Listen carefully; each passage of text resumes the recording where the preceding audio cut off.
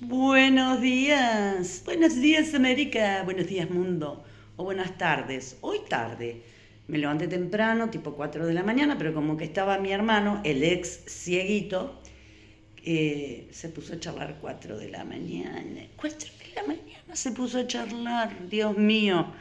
Así que estoy despierta a las 4 de la mañana, se fue hace un rato a hacer unos trámites y yo estoy limpiando la casa y dije, bueno, voy a empezar a grabar para subir esto mañana. Hoy con mi peinado lambido de vaca. Después me verán en algún corte que me haré. Bueno, creo que más o menos lo de mi hermano fue eso, lo de la ceguera y todo lo demás. Eh, Cuando yo tenía 5 años, 5, 6, 7, 8 años, mi mamá me dejaba los fines de semana a dormir en la casa de una tía que yo siempre amé con locura. Una tía era, es la cuñada de mi mamá. Es o era, porque mi mamá ya falleció, así que era la cuñada de mi mamá. Con mi tío. Una tía que era maestra de primaria y como no tenía hijos en ese momento, a nosotros, a mis hermanos y a mí nos amaba y venía siempre a casa y nos traía cosas y qué sé yo. Y era la que más le prestaba el oído de toda la familia a mi vieja y bueno, se la pasaban chusmeando y seguramente criticando al resto de la familia. Así que yo los fines de semana mi mamá me dejaba en la casa de ella. Y yo comía como una bestia, porque mi tía hacía panqueque, churro, todo lo que mi mamá no nos daba de comer, ella nos hacía todo, todo. Y era ir a la casa de ella era una diversión, era como ir a Disney, porque jugábamos, cantábamos, jugábamos a las cartas hasta tarde, era muy divertido. Ella vivía, cuento esto porque esto después, más adelante, va a tener un porqué. Ella vivía, o vive todavía, en una casa donde los padres de ella vivían abajo y ella vivía arriba. Entonces, siempre se ve que mi mamá le llamaba por teléfono, decía, ahí llevo a Moniquita a tu casa, y ella me esperaba afuera. Y bueno, y me pasaba todo el fin de semana. Esta parte es importante, ténganla en cuenta, porque será más adelante. Bueno, básicamente nos criamos con mis hermanos en el Club Náutico Mar del Plata. Mi mamá nos llevaba caminando, para los que son de Mar del Plata, nos llevaba caminando de Corrientes y Larrea hasta el Club Náutico Mar del Plata, todo por la avenida Juan B. Justo. Nos hacía levantar tipo 5 o 6 de la mañana en verano a caminar y al Club Náutico. Y ahí nos dejaba que retosábamos en todo, entre la pileta, la playa, el puente, la cancha de tenis, los veleros, los dientes de perro, porque nos tirábamos en una rampita, estaba llena de dientes de perro y tengo varias cicatrices. Está bueno mi pelo, ¿no? El lambido de vaca. Bueno, y nada, nos criamos ahí en el Club Náutico Mar del Plata, en esas épocas donde más que un club éramos una familia, todos sabíamos todo de todos. En ese Club Náutico donde surgió Vilas con el profesor Lochichero, y a nosotros nos daba bronca porque nosotros navegábamos y de repente cuando surge Vilas era como el club de Vilas y no era club tenista, siempre fue club náutico. Pero bueno, esas cosas de chicos que nos agarramos y nos peleábamos con eso de que no es de tenis. Íbamos vestidos de navegación a destruir las canchas de tenis y nos acaban cagando. Bueno, hice casi toda mi primaria, hice casi toda mi primaria en el colegio número 10, General Manuel Belgrano.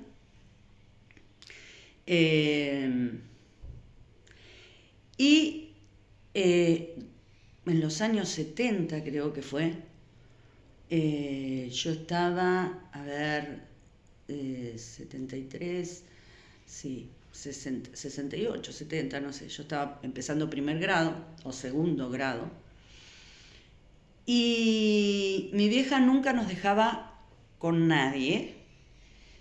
No sé por qué y no sé qué situación había pasado, que mis viejos tienen que ir a Buenos Aires y nos quedamos con unos tíos. Vinieron a casa y nos cuidábamos, éramos los 3 chiquitos, o medianamente chicos, y vinieron a cuidarnos. Bueno, en un momento, no sé qué miércoles pasó, mi mamá tenía una hermana, mi tía Marta, la nombro porque pasó a otra vida. Pero bueno, el tema más o menos viene así. Esta tía, muy bonita, extremadamente bellísima, rubia, pelo largo, vivía en Buenos Aires, había estado casada con un tal Oscar, tenía un primo llamado Marcelo, se divorcian. En esa época creo que habrá sido la primera o la segunda de ese divorcio, porque creo que la primera fue la prima hermana de mi mamá, pero se divorcian. Claro, en ese momento, hoy divorcio es recontra común, en ese momento no era común. Era como que divorciada de Buenos Aires y rubia en Mar del Plata era signo de trola directamente, ¿no?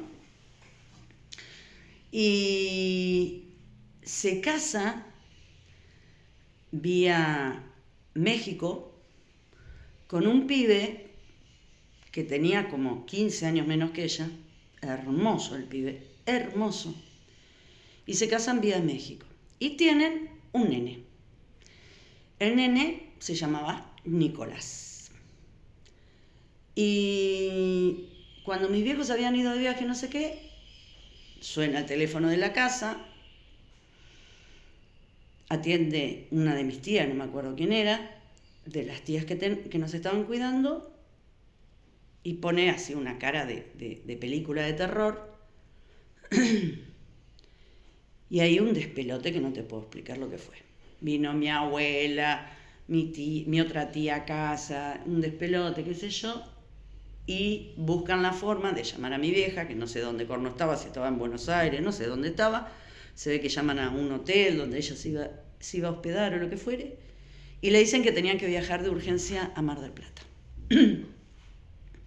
Nosotros éramos, yo recuerdo que yo era chiquita, era como que veía mucho revuelto en la casa y no sabía de dónde corno venía. Bueno, la cuestión, para no hacer larga la historia, esta tía, que en su momento había estado emocionalmente y mentalmente muy deteriorada, porque el primer marido le hacía la cabeza, no sé qué, bueno, discusiones de cualquier situación normal de un divorcio, pero en los años, ya te digo, 60 y pico, 70, mi tía tomaba Valium, porque como estaba muy nerviosa había que calmarla, le daban Valium.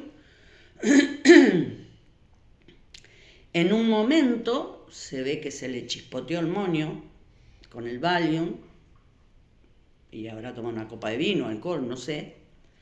Ella estaba cocinando ravioles, y de repente, y lavando ropa, porque eso me acuerdo que decían. Y se le chispoteó el moño y había acostado a Marcelo, había acostado al bebé Nicolás, chiquitito, y les pegó un tiro a cada uno y se pegó un tiro a ella. Cuando viene mi vieja, qué sé yo, qué sé cuánto, todos de vuelta a Buenos Aires, un quilombo, la abuela, todos llorando.